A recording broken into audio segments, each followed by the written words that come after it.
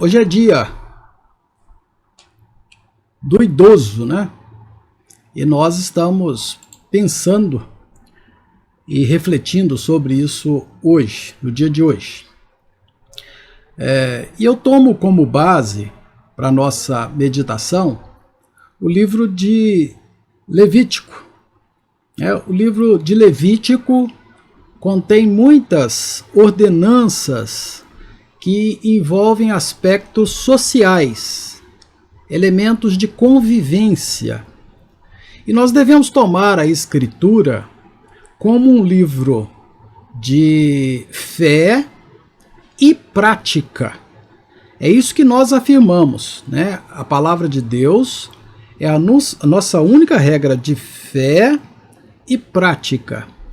Às vezes nós nos apegamos um pouco ao aspecto da fé, a doutrina, né? O elemento que leva as pessoas a aprenderem coisas acerca de Deus, acerca da salvação.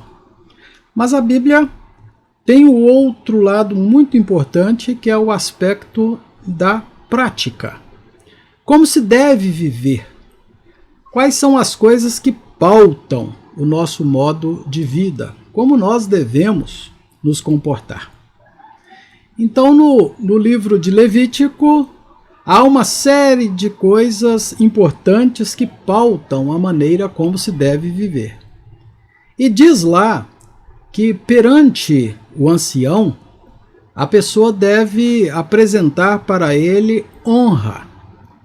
Levítico 19:32, honrarás a presença do ancião. Então, nessa noite nós queremos falar sobre isso, sobre os deveres que nós temos de honrar ao ancião e o motivo, ou os motivos que nós encontramos na Bíblia para isso. Então vamos ver, né? A nossa proposição é essa: devemos respeitar e honrar todos os idosos, mas especialmente aqueles que são fiéis ao Senhor, aqueles que desenvolveram a sabedoria proveniente da caminhada cristã, aqueles que desenvolveram a sabedoria proveniente da experiência espiritual na presença de Deus. Nós devemos respeitá-los em primeiro lugar, nós devemos honrá-los, esse é o nosso primeiro motivo, porque eles ainda podem produzir muitos frutos sob a bênção do Senhor. Há uma ideia generalizada de que a pessoa idosa, ela não consegue mais. A pessoa idosa deve parar. Eu ouço muito na igreja esse conceito de que chegou a minha hora de parar, diz a pessoa. Ela parece chegar no momento da vida que ela acha que não tem mais, eu já até ouvi a expressão, eu não tenho mais caldo para dar. Eu sou como uma laranja que já foi retirado dela todo o caldo. Ou então, usando aquela famosa expressão do futebol, né? Está na hora de pendurar as chuteiras. Então nós não devemos usar esse tipo de expressão e não devemos pensar assim, porque a Bíblia não ensina isso. A Bíblia ensina que nós devemos respeitar e honrar os anciãos, os idosos, porque eles ainda podem produzir muitos frutos se estiverem debaixo da bênção do Senhor, se estiverem debaixo da graça do Senhor. Eu vou mostrar alguns exemplos para vocês. Nós temos vários exemplos da Escritura. Veja, por exemplo, o Salmo 92, versículo 14. É um texto que diz diretamente que na velhice ainda se pode dar muitos frutos. Na velhice ainda a pessoa pode ser cheia de seiva e de verdor. Algumas pessoas entre nós julgam muito mal quando falam que os idosos são secos, sem seiva, são como uma árvore seca, uma árvore sem verdor, né? Uma árvore sem a seiva. Isso não é de maneira nenhuma assim. Então nós devemos crer naquilo que a palavra de Deus ensina. Na velhice darão ainda frutos e serão cheios de seiva e de verdor. Você que está aqui presente conosco, que já é um idoso, você pode ser cheio de seiva e cheio de verdor. E você que ainda não é um idoso, pode sim conduzir a sua vida para ser, quando for um idoso, uma pessoa cheia de seiva e cheia de verdor. Lá em Gênesis capítulo 21, versículos 1 e 2, nós encontramos uma mulher idosa, uma mulher que hoje nós chamaríamos até de uma mulher que tinha uma idade avançada. Sara, a mulher de Abraão. O texto diz: visitou o Senhor a Sara, como lhe dissera, e o Senhor cumpriu o que lhe havia prometido. Sara concebeu e deu à luz um filho a Abraão na sua velhice, no tempo determinado de que Deus lhe falara. Então veja bem, quando Deus fala, quando Deus promete e quando ele vem cumprir, isso independe da idade da pessoa, independe da condição da pessoa. Um ano antes disso aí acontecer, Sara estava ouvindo a conversa do Senhor com Abraão, e o Senhor disse: daqui um ano eu voltarei e Sara terá um filho, e ela riu. E o Senhor disse: por que Sara riu lá dentro da tenda? Ela riu e explicou, sem jeito e sem graça, que é porque ela não tinha mais os costumes das mulheres. Como que ela poderia ter ainda um filho? Porém, o Senhor visitou Sara e, como ele havia dito que faria, ele cumpriu a promessa dele. Então, nós às vezes focamos as coisas sobre o aspecto físico, sobre a idade, ou sobre a força física que alguém tem, ou até a capacidade. Mas debaixo da mão do Senhor, sob o comando do Senhor, essas coisas não têm valor. O Senhor pode usar uma mulher avançada em dias, com o organismo maduro, não mais em condições de ter filhos, e ainda que a vida toda tenha sido estéril. Mas no tempo certo, ela deu à luz um filho. Às vezes, o Senhor até usa mesmo pessoas assim, para que fique claro que foi Ele que fez. Existem algumas coisas que Deus faz, que Ele precisa fazer de um modo que para nós fique incontestável. O que Deus fez com Sara é para que ficasse incontestável que era Ele que estava fazendo. Também nós temos Moisés, o exemplo de Moisés. Êxodo capítulo 7, versículo 7. Era Moisés de 80 anos e Arão de 83 quando falaram a Faraó. Então, naquele dia que pela primeira vez os dois se achegaram a Faraó para pedir que Faraó libertasse o povo, para que eles pudessem levar o povo até o Monte Horebe para sacrificar ao Senhor, naquele tempo Moisés tinha 80 anos e o irmão mais velho Arão tinha 83. O interessante disso é que Moisés escreveu um salmo muito conhecido, o Salmo de número 90, é um salmo de autoria de Moisés, o único salmo de autoria de Moisés. E lá nesse salmo tem um versículo muito conhecido que diz que a nossa vida chega a 70 e até a 80, mas se chegar a 80 é canseira e enfado.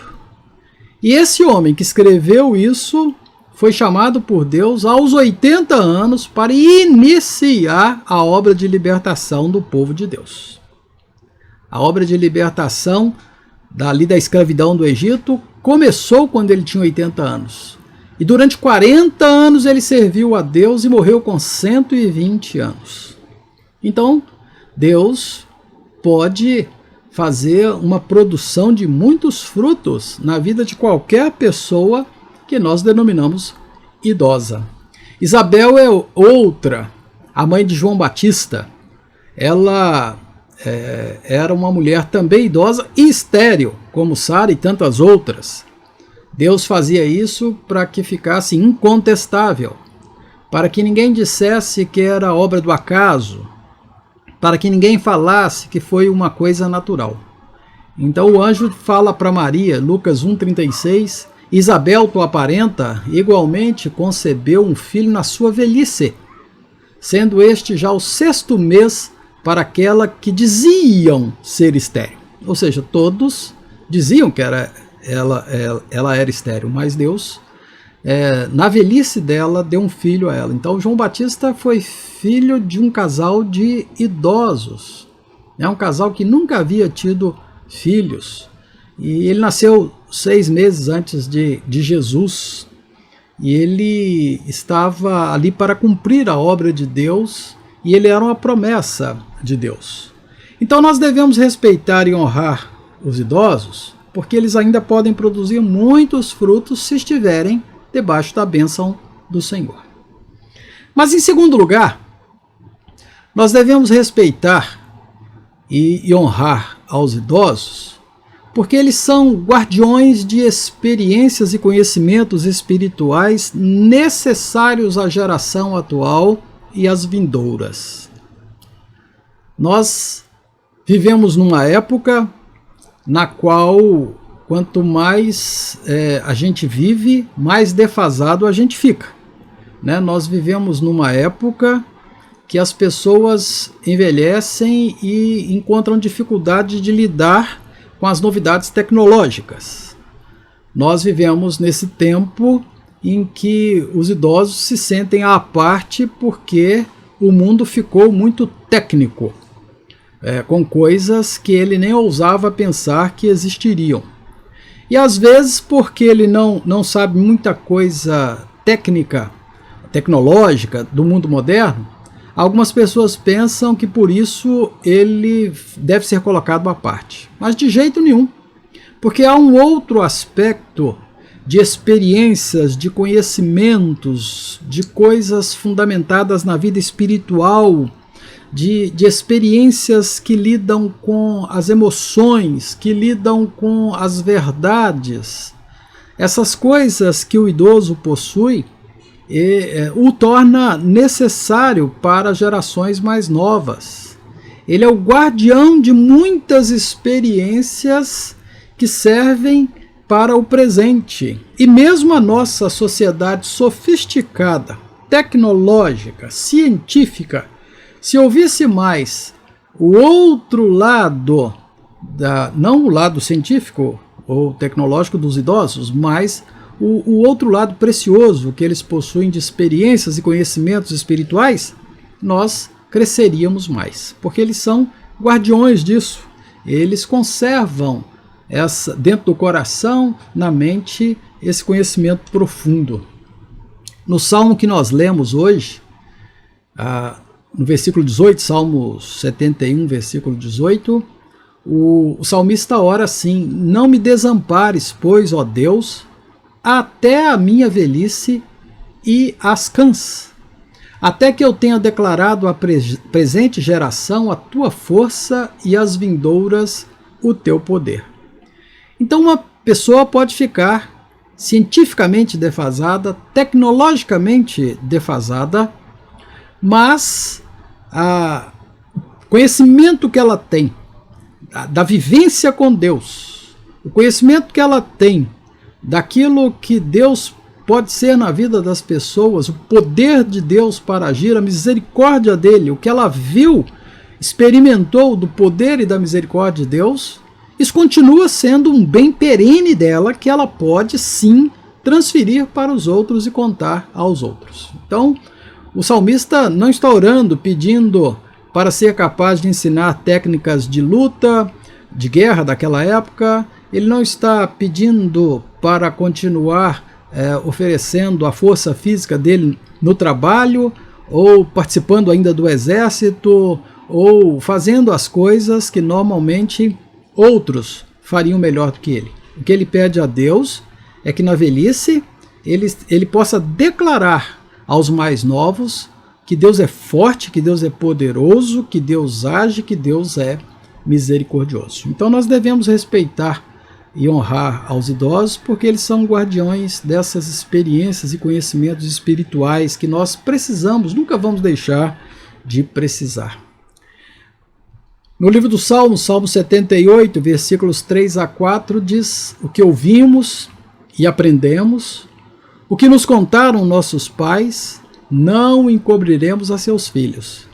Contaremos a vindouras gerações os louvores do Senhor e o seu poder e as maravilhas que fez.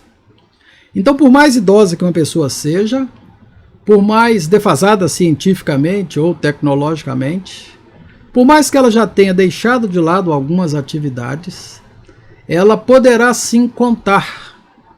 Ela vai contar a vindouras gerações o louvor que é devido a Deus, o poder do Senhor e as maravilhas que fez.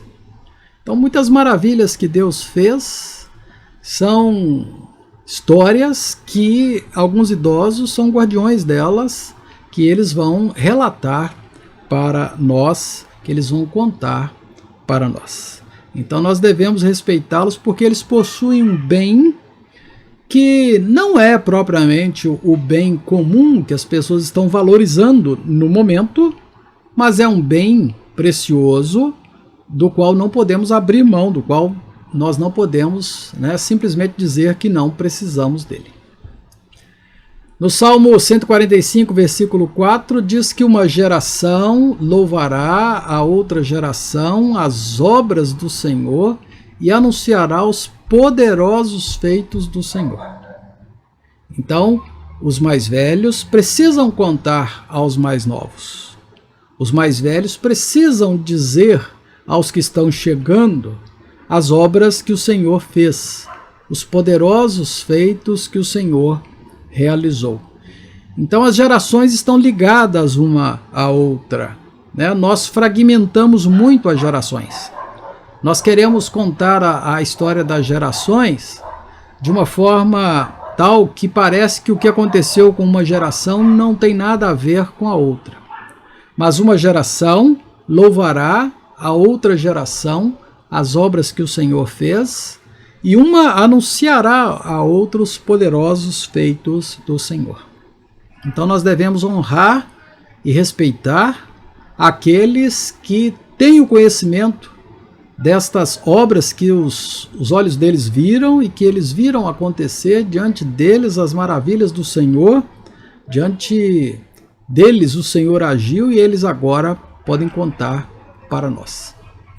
Mas em terceiro lugar, nós devemos respeitar aos idosos e nós devemos honrar as pessoas mais velhas, porque os grandes feitos, as grandes obras, são todas elas construções e realizações que demandam o envolvimento de várias gerações. Nós não podemos pensar na história como algo que depende só de quem está com força e vigor de juventude num determinado momento. Nós devemos pensar na história como o nosso presente, como resultante do esforço de pessoas que agora estão envelhecidas ou até já se foram, e nós precisamos pensar na história como um legado que nós vamos repassar. Essa história de pensar que só o momento atual é capaz de ser tudo, se preencher completamente em si mesmo, é um equívoco. As gerações precisam se conectar nisso. Lá no Velho Testamento, na grande obra que era a construção do templo, Davi sabia muito bem disso. Disse mais o rei Davi a toda a congregação. Ele disse: Salomão, meu filho, o único a quem Deus escolheu, é ainda moço e inexperiente. E esta obra é grande, porque o palácio não é para homens, mas para o Senhor Deus. Eu, pois, com todas as minhas forças, já preparei para a casa de meu Deus ouro para as obras de ouro, prata para as de prata, bronze para as de bronze, ferro para as de ferro e madeira para as de madeira, pedras de ônix, pedras de engaste, pedras de várias cores, de mosaicos e toda sorte de pedras preciosas e mármore e tudo em abundância. Às vezes a gente exalta a riqueza de Salomão como se Salomão tivesse começado do zero. Às vezes a gente conta a história da construção do magnífico templo que ele construiu como se ele não tivesse encontrado nada, como se ele tivesse partido do zero e ele sozinho tivesse conquistado tudo. Mas a gente percebe claramente que as grandes realizações, elas são o somatório das gerações. Elas representam o resultado do que pessoa após pessoa vai alcançando. Então, quando Salomão amadureceu, assumiu o reinado e ficou sobre ele o encargo de construir o templo, ele já recebeu do seu pai morto. Agora, naquele momento que Salomão era rei, o pai Davi já era morto, mas Davi preparou para ele muito ouro, muita prata, muito bronze, muita madeira, tudo em abundância, né? Ferro, pedras de várias cores, tudo já estava ali preparado. Então nós devemos entender que uma grande obra, né, uma grande realização, não só construção física, mas a própria formação de, por exemplo, uma cidade, a formação de um país, a formação de ideias novas, tudo isso vai depender de geração após geração aquilo ser construído. Em 1 Crônicas 22:5, repete-se a mesma ideia, pois dizia Davi: Salomão, meu filho, ainda é moço e tenro, e a casa que se há de edificar para o Senhor deve ser sobremodo magnificente, para nome e glória em todas as terras. Providenciarei, pois, para ela o necessário. Assim o preparou Davi em abundância antes da sua morte. Então observe que a obra que Deus estava fazendo dependia de que uma geração transferisse para outra a continuidade. É por isso que a Bíblia diz que Deus é o Deus de Abraão, de Isaac e de Jacó. Todas as vezes que Deus falou com um, ele mencionou as promessas feitas ao pai e mencionou o que faria com o filho. Então Abraão sabia que Deus continuaria a obra com seu filho. O filho Isaac sabia que o que ele estava recebendo era uma obra que Deus começara com seu pai. E Isaac sabia que Jacó daria continuidade àquela obra. Então, na verdade, o Senhor, ele usa gerações. Nós devemos respeitar e honrar os grandes feitos e as grandes obras que nós recebemos. Às vezes nós não damos conta que reunimos num templo que uma geração anterior construiu. Às vezes nós não damos conta que estudamos num livro que o escritor viveu há 500 anos atrás. Ou lemos um livro que foi escrito no começo do século. Às vezes nós não nos damos conta que algumas ideias que estão sendo bem desenvolvidas num determinado momento foram bem fundamentadas num outro momento. E muitas vezes nós não nos damos conta que muitos filhos gozam de alguns privilégios e a vida foi mais fácil para eles, e eles podem ter as ideias brilhantes que eles têm agora, mas porque os pais dele ou dessas pessoas proporcionaram isso para eles. Então nós devemos entender que nessa cadeia de construção, nessa cadeia de realizações, há as pessoas que vieram antes de nós. E se elas hoje estão envelhecidas, se elas hoje estão amortecidas, isso não indica que elas não devam ser honradas e respeitadas. Pelo contrário. Muitas vezes elas deveriam ser honradas verdadeiramente, porque a herança não existiria se elas não tivessem deixado. Não estou falando de herança financeira apenas, não monetária ou de bens, não. mas muitas vezes a herança da conquista, a herança de quem teve que desbravar, de quem teve que usar, né, uma força diferente para deixar a herança para nós.